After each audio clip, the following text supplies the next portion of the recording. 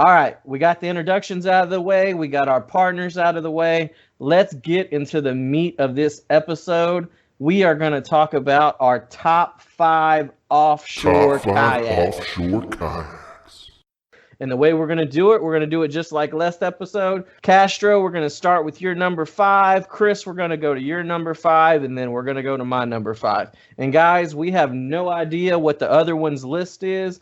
This will be a surprise to all of us. Castro has assured me that there might be some different kind of opinions thrown in here. So I'm real interested to hear his list, and I know Chris is interested too. So Castro, let's start off with your number 5 on the top 5 offshore kayaks list. Coming in at number 5. There you go. I plugged that one in for you. 5. Good. I like that. Oh man, dude. So, gosh, this is gonna get hairy. So, this one won't. So my top 5, or this one right here, is gonna be the Malibu. I know I already said Malibu. People are like, what? Malibu X13. I picked that one as my 5 because, for one, I don't think we hear of too many decent offshore kayaks that are priced at under the $1,000 range, and if they are, they're probably not, offshore kayaks. But the Malibu X13, which I had a privilege of testing, I had a little bit of influence on that gator hatch that they have when they were kind of trying to redesign it a few years back. I think it's a really nice kayak. They sort of take a base mold of a different style kayak, which we can get into later. But that would be my number 5 right there. It's I guess I could just tell you real quick. It's 1310. That's the length. Width is about 29 inches. It's about an 85-pound kayak, and typically MSRP is at $9.99. Oh wow! So what's a con for that one? Like, why wasn't it higher on your list? Because what is it about the Malibus that give them a bad rep? Leaks. Yeah, there's some issues there. But now the one thing about Malibu is they sort of fell off. We don't have to get into the craziness of what happened years back with Malibu, but you can research it if you want to. You can Google that. The reason it's 5 is the reason it's just, well, they haven't really done anything to that hole.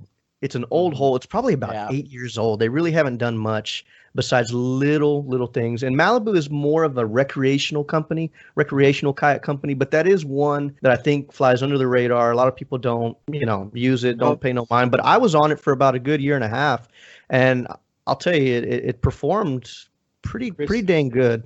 They don't get a lot of love here.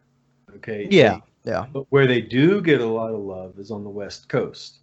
That is a California kayak, and they are used quite often in the surf and swell over there. They're unique in that regard. But I think everybody who's ever owned one that I've known has had significant issues with regards to hatches. Not the kayak itself, plastic has problems or anything like that, but I'm pretty sure it's because they just have a lot of features built into those kayaks, and usually those features are within the hatches. I think they had like bait wells. Was it the X13 that had the bait well? No. The X13 actually doesn't have any hatches except for 2. It's a very simplified version. I think you're thinking of the Stealth 14 and the X Factor. Those have issues. Yeah, I never really got into too much, but yeah, they monster hatches on these things and bait wells and pumps built in and all sorts of stuff so that they could appeal to offshore fishermen. Yeah, right. But not here in Texas. Now I'm going to say my list it's going to be remedial, guys, because I honestly tried so hard to get into the offshore kayaking, but I don't have the opportunity to fish when windows appear. So, and when it comes to offshore kayaking, it's all about being able to hit that available time limit, which may be 1 day out of 14 or so, or maybe 2 days, especially being where I'm located in the Galveston area. We don't have that good of fishing. We have to go to Freeport, which isn't that far. We're talking an hour and a half drive. But if I had to put a list together, and you have to put a list together. I'm going to put a list together. You have to do it. Of kayaks I've actually paddled offshore, okay? And coming in at number 5, the biggest piece of shit I've ever paddled, offshore especially. Oh God, this is gonna be a fun list. Oh man, it was the Cuda 14. Why anybody would paddle that thing offshore is beyond me. Tino, I know you're out there, and I know you're probably listening.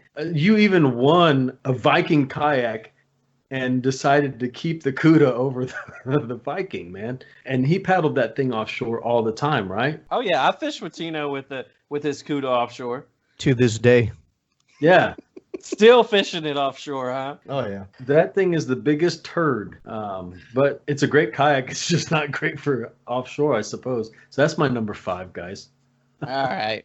I'll admit there's one on here on my list that I haven't paddled, but I've seen a lot of other people paddle it, so I included it on my list. But I'm not going to tell you which one it is because I'm going to act like I paddle all of these just for the sake of the show. All right, so my number 5 is the Revo, the 13.5 Revo. It's number 5. Without everything on it, it's 70.5 pounds. With everything on it, it's 88. It's 28.5 inches wide. The reason it's lower on my list as a pedal drive kayak is there's not a lot of rails. It doesn't come with any rails already on there. There's not a lot of cockpit space. It does have the front hatch, but it's a very small front hatch. You can't do a whole lot with it, but it's so sleek and it cuts through the chop, it cuts through the water, and it gets you out to the rig very quickly and gets you fishing. That's why it made my top 5. It doesn't have a lot of bells and whistles, but it will get you there fast, and it's just stable enough where you won't feel very tippy. So the Revo, Hobie Revo is my number 5. All right, number 4, Castro, what you got? 4. Man, I'm trailing right behind you, Drew. The Revo is actually my number 4, or I'm sorry, yeah, my number 4. The 16. I've been on one of those.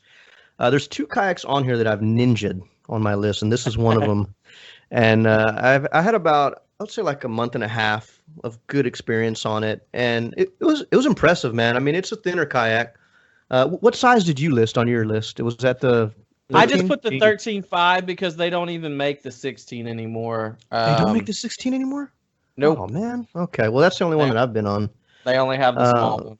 Okay. My only complaint, not even a complaint, but just my only FYI with some Hobie kayaks and them being offshore is just really, and this really goes for all kayaks, but just pay attention to the hatches. Kind of like same thing with that Malibu that Chris had mentioned. Hobies do tend to take on a lot of water, especially whenever you're punching through surf and waves. And I've unfortunately have been in and around hairy situations. But outside of that, man, it's a super sleek kayak. I'm sorry that you can't buy it now, but that's on my list. And the 16, I think that it's just a really good. I think it's one of the top of the food chain pedal offshore kayak. Drew, I and ACK might not have them. They might not be able to get them, but they're still on Hobie's website because they just redesigned it. Mm-hmm. The 16. Are they still calling it the Revo though? Actually, they just started it. They just started calling it the Revo when they redesigned. Oh, okay. I see it on there now because it was the Adventure. Yeah. Okay. It used to be called the Adventure 16. I would put that kayak way up higher, and I'll tell you why whenever I get to my number 2. All right. Well, we know what Chris's number 2 is. All right, Chris, tell us about your number 4. So once again, I'm sticking with kayaks that I've actually paddled offshore. I got a chance to paddle this thing once offshore, and as far as its ability to paddle and cut through surf and just, or actually right above the surf, it did really, really well, was the Swell Scupper 14. The one thing that I did not like about it was I could not get the water outside of my seating area, and I don't mind it too much, but when it's a full day of paddling, it becomes uncomfortable after a while. Swamp ass is something that is just not desirable for a day of fishing. So if I'm sitting in water all day long, And this was a kayak that was designed so that you would sit below the water line. So it's almost like a given that if you get water in it, it's going to sit below you. So it wasn't comfortable, guys. It just wasn't comfortable. So, but it did paddle so well. My number 4, I'm a little bit sad. Wilderness doesn't even have it listed as a fishing kayak anymore. They have it listed as a recreational kayak, which tells me that they're not going to make very many updates to it, and it's just going to go away. And that is the Tarpon 160. They don't even have a Tarpon 160 version. That's where I probably got confused. They don't even have a Tarpon 160 on their website to sell anymore. They have a 120 and a 140, or no, they have a 100 and a 120. Then they have the 140 under the recreational section. But the Tarpon 160, I think, is a great offshore kayak. You can find them in the $500 to $800 range used. So that's a good budget-friendly kayak to get. They have the rails on the front and the back. It's a bigger tank well in the back as well to put stuff. You have a small center hatch between your legs. It's a great paddling kayak. It will get you out there where you need to go. So my number 4 is a Tarpon 160. Number 3, Castro, what you got for us? Number 3. This is where things start getting good. So I've paddled a couple different Viking kayaks. I've had the 440 New Zealand edition for about a year and a half. I think going on 2 years. Actually, no, I just recently sold it. And I've also stowed away a reload for about a year and a half. The reload comes in for me as top 3. Now, the next 3 for me, any one of these could hold number 1. Any one of them could shift. It just depends a lot on where you're at, what you want out of a kayak, what it doesn't have that may be a little bit more valuable to you versus what it is to me. The reload from Viking is a phenomenally designed kayak. I mean, they really put a lot of good thought into it. My only issues with it now, at least as where I'm at least as an angler, is I'm looking always for 2 things in the offshore world. And if it doesn't have that, it's really not even on my list. It's got to have the ability to both store fish internally and also store rods internally. I've pretty much am done with dunking reels. I know we all say the saying, like, leash it or lose it, and that's a good thing, right? I mean, you don't want to lose gear, but it's just so much easier. You can only dunk reels only so many times before they're just completely trashed out. The reload can do this, right? It can hold fish, but it can't hold rods. Like, you got to kind of pick your poison with it. But that's my number 3, which is a 14'9" kayak, 30 inches wide, 68 pounds, which is super impressive, man. Okay, so stop there, because it's my number Whoa. 2. It's my number 2, and you're going to take all my facts. Oh, no. Okay. So if I could throw kayaks on there that I actually would know are badass kayaks in my top 3 that I haven't owned and I haven't used offshore, I would love to do that. You know, the reload I've used on lakes, but I haven't used offshore. I think that kayak is actually pretty damn impressive, man, and I would love to use it for inshore. I can stand and paddle that thing without any problem whatsoever. It's freaking pretty damn nice. Great design. The fore and aft rod holders are unique design as well. But another one that I would probably throw out there would be in my top 3 would be the Ultra. How about you tell it? I was going to say, how about you 4.7? tell us your number 3? Because that's the way the show goes. But I don't, man, I'm throwing out these shitty kayaks, guys, because I don't do that. I mean, I even bought the swell so that I could go offshore fishing, and I only took it out once. If I had to pick a number 3 that I've actually used, it would be a Tarpon 160. I've used the Tarpon 160 offshore before, and the only thing that I didn't care too much about it was, and my number 1 will tell you exactly why I wouldn't care too much about it, but I don't particularly care for the narrow kayaks offshore.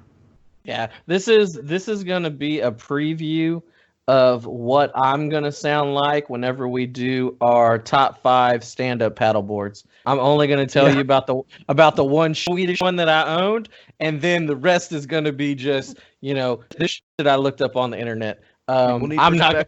Exactly. I'm not going to have anything to give you. I'm just going to give you the ones that I found were rated the highest on the internet. And I want to do something just really quick. This is off the cuff. This is me making this longer for Chris.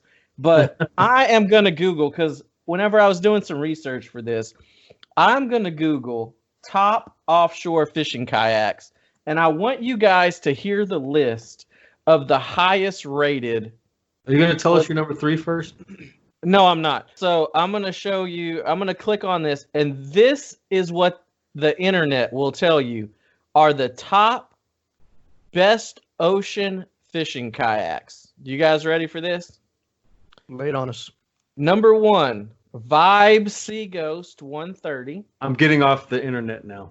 Number 2, Ocean Kayak Prowler Angler. That's not a bad one. Number 3, Native Watercraft Slayer Propel 10. Number 4, the Ocean Kayak Trident Ultra 4.7 that Chris just mentioned, which is a good one. And number 5, Wilderness Systems Pungo 120, which is a sit inside kayak. That is what the interwebs will tell you if you look it up straight up from kayakguru.com. So guys, please, if you have a friend that is thinking about doing offshore fishing, do not let them just Google stuff. Make sure that you send them this edition of the Paddler's Playbook, or you will get them killed. Because only one of those kayaks was an offshore kayak. Yeah, That's I crazy. mean, but that's what comes up. And I did multiple searches on that, and it was like the Lifetime, Aramac, the Pungo kept popping up, and it's just these sit inside kayaks. And there was a few that were the thermoform kayaks that came up on the top 10s, and it was just crazy. I can't imagine. Hey, Castro, can you imagine taking a 10-foot kayak to the rigs? No, absolutely not. I mean, that's just crazy, man. That list was. Yeah. So who has that list? What is that on? That was if you just Google, top offshore kayaks, the Kayak Guru, that's what comes up, and that is the first one that comes up whenever you Google that. But there's other ones too, like best sea fishing kayaks is the next one on here, and this one's a little better. It's got a Prowler, a Thresher, Sea Ghost. Thresher's dead. Well, yeah, but this one's at least a little better. But these are horrible lists. I mean, they're not good lists to follow. But okay, so getting back into my number 3. My number 3 is the Ocean Trident 15. It's 91 pounds. It's 28.5 inches. It has the center storage. You have rails on both sides. It's a long kayak that is, if you guys haven't noticed, I like the longer kayaks for offshore to get you there more efficiently. It's got a big storage in the back. The seat is a fairly comfortable seat. It's the same type of seat that's in the Wilderness, the Tarpon. It's got some padding in there. I don't know. Do you know what they call that seat, Chris? Castro? The ACS2. ACS seat. They're pretty comfortable. You got some back support there. But the Trident 15, that is my number 3. You can even adjust the seat at the thighs on that kayak. All right, Castro, number 2. Number 2, man. This is where I'm gonna get so much for listening. This is number 2. A lot of people would definitely probably put this at number 1. Would we definitely or probably? Definitely, probably, or probably definitely. I don't know, one of the two. I would say most people would put this at number 1, and that is the Stealth Fisher, that series, those kayaks, which are, some people like to refer them more as skis, or fishing skis, kayak fishing skis. The 555, the Pro Fisher 555 from Stealth is a super impressive kayak. I had an opportunity to ride on one in Florida twice, and I spent a little bit of time on there because there was a part. Let me see, was it 2 years ago? Yeah, it's been about 2 years. I was actually getting ready to order a full carbon 555. I was about to make a huge jump into that realm. Super impressive kayaks, man. I go back to my original statement. What I look for now is fish storage that I can do internally. I'm also looking for rod storage that I can do internally, and that is a kayak that you can definitely do both. My only issue with them, what I've learned and found while paddling next to some of these guys who I've seen, is that the smaller versions, they offshore, they hole slap like nobody's business, man. They are loud, Yeah. loud, man. And I mean, it's just, I wouldn't want that, man. I wouldn't want that. And the 555 is long enough to where you sort of get away from that. Super fast kayaks, the best as far as speed goes in the industry that we have. The super light, and you can. What's the price point on those? They're about 3,000. I think 3,045, and obviously tax is going to come into play. And you know, obviously it's a niche little group, right? You've got to want that. You've got to want, and they're super narrow. Like you don't just get on these kayaks and you're just like, all right, let's go. And when you watch people who just get on them, who even after a year, look at their body language. Yeah, look at their body language, man. You can tell who's comfortable and who's not. And if they could have fixed that and make it a little bit more stable and keep the speed, which I don't think is, there's always give and take on that, right? It probably would be number one for me, and it's a close one, but that would be my number two. Excellent kayak, man. Excellent kayak. What is Glenn paddling? Because he's paddling a stealth, right? I don't know what. Yes, he has a stealth, but I don't know which model he has. Okay, I'm not sure. I don't remember what he said in the offshore fishing episode for which one he paddles. But all right, Chris, what is your number two? Well, I was going to comment on the stealth first. Yeah, that's okay, man. Pushing. I guess if you want to drag us on, I mean, longer. I'm just gonna go get. I'm gonna go get another Bravazzi.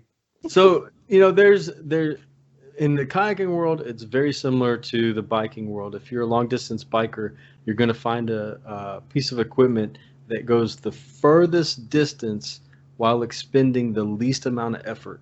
And when you're kayaking in the offshore world, you kind of want to meet that same mechanical effort. Very low effort with that, and being able to cover a lot of water. And that's where I think the stealth would be an overarching bombshell as far as a kayak's concerned, because it's, like you said, it's light. Yeah. The heavier you get, the slower you get. It's streamlined. The sleeker you get, the faster you get. The hole slap that you mentioned, carbon fiber and fiberglass just is gonna have it, man. It's not gonna absorb sound at all. My L4, which we'll talk about on the paddleboard episode, is loud, man. It's hard to fish the back lakes with that thing if I'm trying to be stealthy, for sure. Okay, so number two is my old school Adventure 16, bro, which is now being rebranded as the Revo 16. That kayak was absolutely amazing.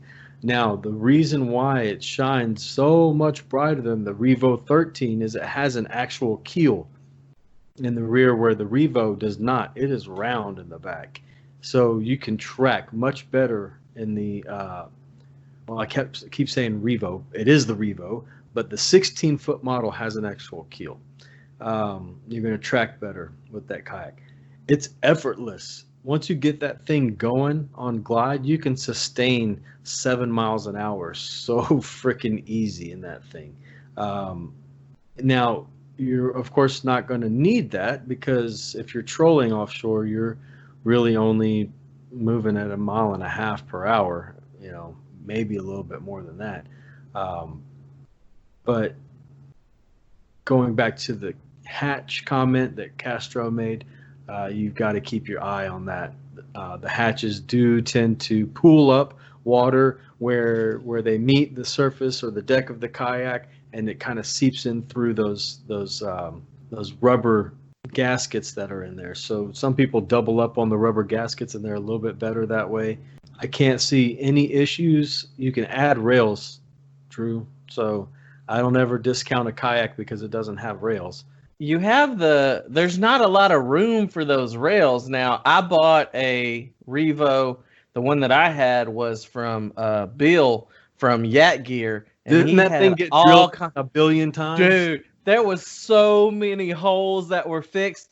Andrew, who I don't know, does Andrew still work for Yak Gear? But he had his work cut out for him because there were so many holes that he had to plastic weld up before Bill sold me that thing. But it had starboard all the way across the front. There was all kinds of star ports on that thing. There was all kinds of crap I remember that was on that kayak. that big old banana. Yeah. Yeah, What's- it was What's a the yellow weight one. capacity on that on the Revo? I think it's I only think it was the 450. 13. I think the The 16 was 13.5. It's only like 325. But I can look that up really quick. The I Revo don't- 16? No. I'm talking about the 13. Oh, okay. I'll Huh. look up the other one in a second. But The only reason I ask is because one thing that I always take in consideration is how much gear. Offshore we take so much gear, plus fish. Kingfish, you're gonna catch at least 14, 15 pounders on a regular. So yeah, it all stacks up. Just curious to see what 350, man. My bad. 350. That's not too bad. yeah, It's a little on the lighter end, but okay. seat I mean, capacity is 275. In case you guys were wondering, so you can't Yeah, be you're more not- than you're not- 275. I'm a big guy. And you know what, guys? I mentioned sustaining 7 miles an hour. That's probably unloaded. Whenever you get all your gear in there, especially offshore gear, my gosh, man. Myself, I'm taking so much crap. It's ridiculous. Which will my number one is going to definitely prove that fact. Oh God, I know what your number one is now. For ones that you've had and you've paddled. But you were talking about that 16 and it being great for offshore. Man, you love that thing so much. You took it inshore a lot. And it being so skinny. Perfect, man. Man, and it was so weird, especially in the wintertime, because you would have waders on and the big stormtrooper boots, and it would look crazy with you going in that long, skinny boat with all kinds of stuff sticking off. And then I can remember one time we went back to a back lake, and this is something I do remember, and you had to turn that sucker around in a little marsh canal, and that was the funniest thing ever. It was like on, damn it, what's the movie? Hold on. Yeah, trying to turn a 16-foot kayak around in a marsh drain is like, It's tough. yeah, it's real tough. Yeah. You look like Mike Myers trying to turn around in that meme that you just go back and forth and get stuck in the Spy Who Shagged Me. But that was a funny time to see. So my number two, I've already talked about it a little bit. Castro's already talked about it. Is the Reload. That was one kayak that I really, really liked. He already gave you the stats about the 14.9, 68 pounds. And I liked it a lot because of the tackle pod. The tackle pod made everything really easy to load and unload. You had everything right there. But another thing that was pretty cool is it has the 3 small hatches. And for us, the thing that I liked about that was I could take my ribbon fish and I could put it right there in that hatch. And if I wanted to keep it cool, I could throw a few things of ice in there. And these small hatches, guys, are, I think, 6-inch hatches, or maybe they're 7-inch hatches. And they're independent of the rest of the kayak. So they have their own little drain plug in them. So anything you put in there, you can open the drain plug and spray it out. So it was a great little place to store dead bait and ribbon fish, especially when you're trolling. But it also has the cutting board on the top of the tackle pod, which I thought was a really cool thing to put on an offshore kayak, because there's not a lot of other kayaks out there that have that feature. And it's an actual wood cutting board. It's not like it's just a piece of plastic. And, also it paddled really well. It comes with 4 rod holders, 2 facing forward, 2 facing backwards. It's set up for fishing really well. I do, like Chris said, wish that you could store your rods inside. That's not a huge deal for me, because a lot of the times because I was prone to flipping when I come back in, I would take my reels off my rods completely, and I would put them in a dry bag, and I would put them inside the tackle pod, or I'd put them inside the hatch, and then take my rods and I would strap them to the side, like you would with the anchor. Are you serious? Trolley? Yeah. Or you would do it On with an the offshore trip, like okay, it's time to go back in. Let me take all my gear and disassemble it.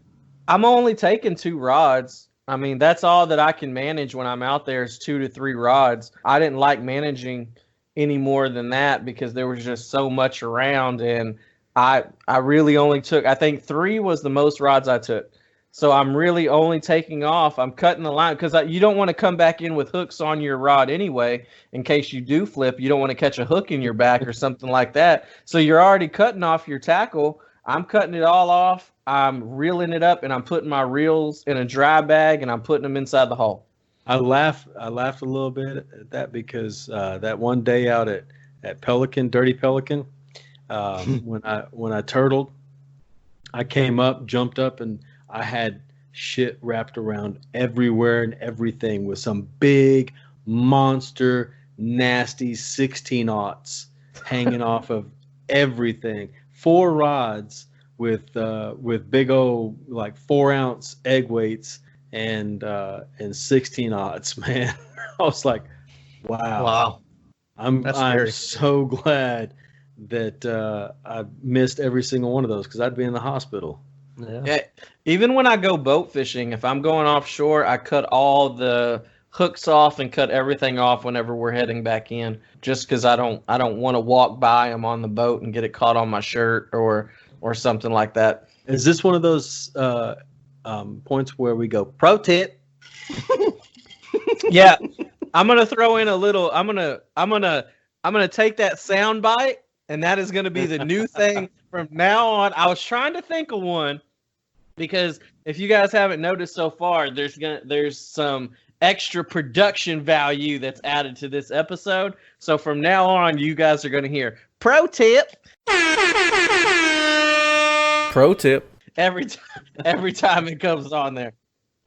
All right, let's get down to number 1. Numero uno. Castro, tell us about your number 1. Man, so my number 1, dude, is an interesting. Well, it's not interesting. Everybody already knows what it's going to be. It's going to be the Trident 15, dude. And I'm going to say something to this. So there's always a big debate between the Trident and the Reload down here on the coast. Always. Which one's better? Why. Which one's two completely different types of kayaks. I mean, not well, they're different. Exactly. It's just performance. People get so wound up in performance. You know, which one's faster? Which one's a hair faster? Which one can surf better? Which one's gonna give you the most window of like? So, in other words, on a sloppy day when an angler who's well seasoned can get out there on 3 foot surf or plus, which kayak is going to outperform the other, right? So there's this different like level of talk, and there's a fine line. Like there's a line of, well, we've never been able to settle this. It's always been a debate, and it's just been about performance, not so much about the way it looks or what it comes with, what it offers. It's just always about performance. But the reason I picked it, man, is so something funny happened in the last few years. I think I'm on year 3 with this Trident 15. Before I was trying to find the one kayak that I wanted to just hang on to for offshore and always depend on.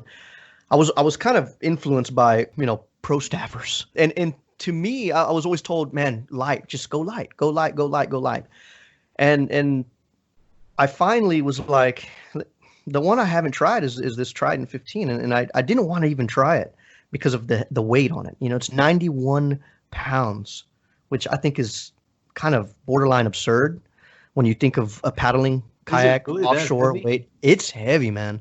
It is, but it doesn't feel it. It doesn't feel it. The way it's designed and just how thin and spread out. It's weird, man. You pick up like an 85-pound kayak and a 91-pound kayak, based off like where the handles are and the way it's just designed. Sometimes they feel a little lighter.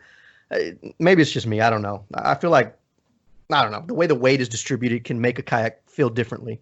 There's definitely a difference in the feel between a 12-foot and a 16-foot whenever you're carrying it, because of that weight distribution. Yeah. I mean, you're correct. And with the handles on the Trident, with them being solid handles, it makes it feel lighter too. Yeah, they're solid handles. Not the best. I'll be honest, 100% honest with you. I mean, if you load too much weight on them, they will snap. But the upside to that is they're pretty easy to replace. But one thing I'll close with this that I really enjoy about that weight and the way it glides is, I really do like the whole surf and breaking through wave aspect of it. I'm a forward entry guy, which I know is kind of frowned upon by a lot of guys here in Texas. A lot of guys will Paris Hilton style it back. For those of you guys who don't know that, that's reverse entry. But I found that the Trident 15 is a special kayak. So dirty, Castro. It is dirty. It's very dirty. It's very dirty. I find that the Trident 15, man, has some magic to it. And I think it goes kind of, people don't talk too much about it, but that bow coming off, if I compare the Reload and the 440 and the Trident on how that bow comes off, it tends to boggle, which means it pulls back a little bit more. And I think a lot of that has to do with obviously the rocker. It has a high rocker just like the Reload. High rocker, yeah. Mm-hmm. But it pushes water a little bit differently than the Reload. And I think the weight brings it back to where you're not fully accelerating and you can kind of ride out and let a little bit more water pass you on the Reload. I'm sorry, on the Trident 15. And so I get that control. And then I get, going back to my original thing, I get both. I can put fish inside. I can put rods inside. I've iced down a 57.5-inch king up front. Up front. I put rods in the back. I put up to 4 rods in the back, fish up front. If I want to keep them behind me in a smaller container, you've got the ice box and all that stuff. But to me, that's just, for me, it's a complete offshore kayak, and it's a tough one to beat, man. It comes with a lot. Yeah, and that's coming from a pro. So we're gonna throw pro tip in there. Pro tip. He's talking about water distribution, and he's talking about weight distribution. And I'm over here talking about how many rails it has on it. No pro. So if you're really looking for performance stuff, then you may want to follow Castro's list. If you're looking for how many rails and how stable it may be, you may want to check out my list. And if you're just looking to have a skate experience, then maybe look at Chris's list. What the hell? But all right, Chris, what's your number one? Every one of these kayaks, I'm like, damn, man, it sucked that day. And just, hey, you know what? I love Trident kayaks. Everybody out there knows I own one. I've owned one for years and years and years. It is not the 15. I can't wait for the day that I actually have either an Ultra 4.7 or a 15. One of those will be in my possession one day. They're very, very, very unique. It's the one kayak that I wish they would put a pedal system on, because the freaking hull design on that kayak is perfect, man. Freebore is awesome on it. Like you said, the rocker. I mean, and the rocker is kind of trashy on the shorter ones, honestly, because it tends to make it walk a lot on the shorter ones. But I can't believe that the 15 is 90-something pounds. I think my 11's like 50. It's a heavy kayak. I haven't had the honor of paddling that one you just named, but I've heard a lot of great things about it, man. Which one, the Ultra or the Ultra? The Ultra. Yeah.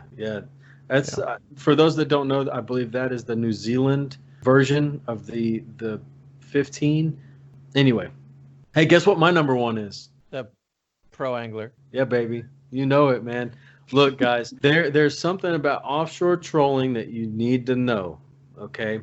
If you're not firing off to a reef that's within 10 miles, you don't need speed, all right? That's a damn lie. 10 miles? That's a long way. Yeah, if you want to fire off to a reef that's 10 miles away, you need speed. Drew, can you cut to a break, please? No, you need a motor. If you're going 10 miles offshore, you need to cut yourself into a motor. I forgot. Drew likes to put his kayak in and fish right where he launches. Hell yeah. I like going down to Corpus and fishing the helipad. That's like, what is the helipad? Like 1.2 or something like that? How far is the helipad off? I think 1.4. You're talking about Bob, the pipe stand? Mm-mm. No, the helipad is down pins a little bit, and it's like he said, it's like 1.4. Like I followed Glenn and Todd around one day and I almost died. They were like, "We're gonna go to this first one. It's 3." Then we were out 5. Then we were out 7, and I'm like, "I'm gonna die, guys. Like we gotta go Yeah, back." I think I've been 8. Is there a rig at 8 miles? It's 6 miles. It's right at 6 miles. Yeah. So then There's I've been 2 to of them out there. Yeah, the 2 that are. Yep. Okay, Yeah. so I've been out there. That wasn't too tough, man. Okay. So anyway, back to my point. If you're just trolling bait at, a mile to 2 miles away, and you're doing it at a mile and a half per hour to 2 miles an hour, you don't need a fast kayak. If you don't feel comfortable being offshore, if you want more comfort being offshore, which more comfort would equate to additional stability, and a thin, narrow kayak is not going to give you the stability to be comfortable. If you want to carry more creature comforts, things like a cooler with a couple cold brews in it. You want to bring a sandwich. Hey, you know what? My girl Cindy Wynn, she brought an entire wine and cheese spread for offshore kayaking. If you want to do that sort of thing, a PA-14 is the kayak for you. You're talking about stashing rods. You're not going to be able to put them inside the hull, but guess what?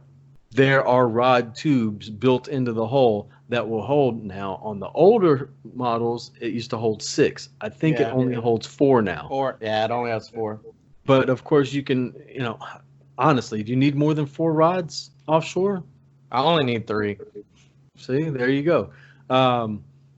All day comfort in a PA. The seat is perfectly situated for trolling. It's not so great for inshore fishing, but it's perfectly situated for trolling.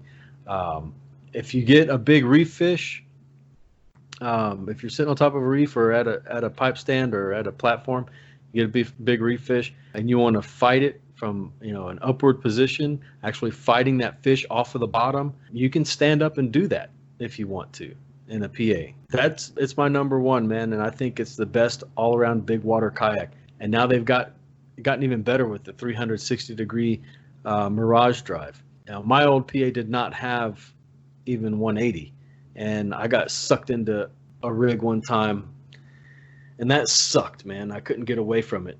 So I actually pulled my drive and tried to stab it backwards, and that did actually I could reverse, but the fish had already gotten wrapped up down there, so I lost the fish.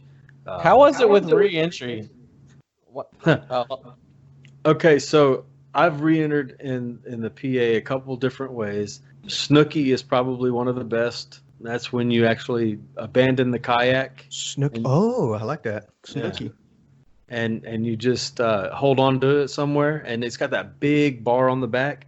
So your kayak is not going to flip in the surf unless you're causing it to flip. That thing will just kind of ride the surf on in. And if you're just holding on to it, you're good to go. But I've stood up on that sucker and no equipment in it whatsoever, no driver, anything, but just tried to surf it like a real surfboard. And How did that end? No, man, that didn't work. I got dumped. Everything got dumped. What you don't want to do is try and come in bow first. No way. Not in a PA, man. The rear is so wide and so big, and that rudder sticks out, and you're going to get caught sideways 1 inch, and it's going to turn you and flip you. Paris Hilton is honestly the best way to come in. Just make sure you pull your drive or secure the fins. I would prefer pulling the drive all the way out and then Paris Hilton back in. Do we know the origin of Paris Hilton? A night in Paris? Like who invented that? Castro, I tried to talk about this on our episode with Professor Salt about the origins of Paris Hilton, and nobody could really give me the origins. I mean, we kind of understand why it's called Paris Hilton, but I don't know, other than maybe the TKF, maybe it was just an inside joke on, or not even an inside joke, maybe it was just a joke on TKF and it stuck. It might not. It didn't even have to come from TKF. It could have come from Florida or New Zealand. I mean, her entry style is sort of famous, I guess. Well, Around well, she wasn't doing any of the entry. It was him that was doing the entry, but it was her style of making that happen. Is this portion that gonna get cut out? No, we're gonna keep this in. I've had Whoa, no pun intended. I've had a few bravazis tonight, so this is definitely gonna stay in. All right, let's get to my number one, and my number one didn't make anybody's list, kind of like Chris's PA there, but my number one is the Outback, and I'm gonna tell you why the Outback is my number one. Old Outback. I only had the old Outback. I haven't owned the new Outback, so I don't know how it fishes. But to me, I want to feel comfortable. I want to feel really secure whenever I'm fighting. I mean, I wish I could say whenever I'm fighting 60-inch kingfish, but I've never experienced that. So when I'm fighting 45-inch kingfish, I've caught one of those before, so I'll say that. Sharks. Yeah, or big sharks. I want to feel like I'm not going to get pulled over the side of that thing. And the Outback, to me, gives you that opportunity. It also has the pedal drive, which for a lot of people allows them to cover a lot more water. It's easier. To me, whenever I'm trolling, I like to hold one of the rods just so I can feel a hit or I can feel if my bait gets stolen. And you can't really do that whenever you're paddling, but you can do it whenever you're pedaling. I like to be in control of at least one rod, and I'm only throwing 2 rods out there at a time. But I just the ease of use of the Outback and the stability is why it's my number one, because I was the most comfortable with it. Now, was it the fastest kayak? No. Did it have the most features? No. But whenever I was offshore, I was comfortable using it, and that's why it's my number one. Now, I will say the new Outback does not ride over the top of waves at all. Yeah, man, it dives right into it. So you get absolutely soaked. You get drenched. Going out. Well, even if you have any type of, thermal convection whenever you're offshore, it heats up during the day. I know that's why Chris probably likes to get off the water early. Heats up. The next thing you know, you got chop everywhere. It's just not going to handle that chop very well at all. Yeah. The old one will, because it got that big bulbous bow. Do you think so? Is it because of the bow or the position of the seat? Like how drawn up forward you are on the new one versus the old one? You are. Oh, man. Hey, I noticed that too. One of the first times that I took it out just to do some lake fishing, my Mirage Drive well had a whole lot more water, like almost covering the top of the drive well. And I was like, wow, what is that from? And it's because we're seated so much further towards the Mirage Drive well now. But no, it's definitely the bow, because it doesn't ride over the top at all. Man, it just, boom, cuts right through it. Plows right into it. And you'll get just drenched, man. Do you like that? Do you like that over going over? Like, would you prefer to go over it than to pierce through it a little bit? I would prefer to go over it. Yeah. Okay, gotcha. What about you, Castro? You like? I like chipping away, but then over? again, it's a different animal. I think when you're on a pedal system, but for a paddle, I do appreciate the submarine and aspect of it, because I think on some of the larger swells, I've unfortunately, not that I say this is smart, but I've gone out where, you're that third, fourth bar is about 4 foot, 5 foot, and it's scary, dude. That's so scary. And I don't know if I could go over something like that. So I appreciate a kayak that can chip off a little bit, and I'd rather carve in to the top of the wave.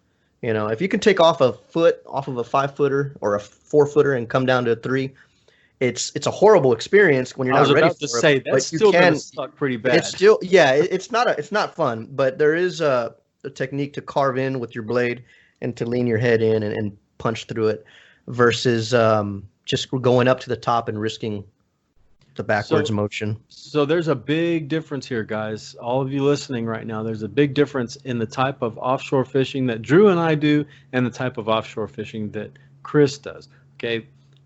Chris does it more because, yes, no matter how many times you say that you're not a pro at what you do, you're seeking a professional status at being a professional offshore kayaker. And I don't want to put emphasis on status. Okay, it's just you're perfecting your craft to That's what reach you're that saying. level of professionalism, right? Whereas myself, I've been working for the past few years on perfecting my craft at inshore fishing, and Interesting. and my offshore experience is going to be completely different than yours. I'm going to go for the comfort level. I want to go out there and hit that rig and pop open a cold one and sit there and drop some bait over the side. Nice. That's a little bit different style of fishing. So I don't want to get all my fish wet, man. I don't want to carve through a Yeah. bait.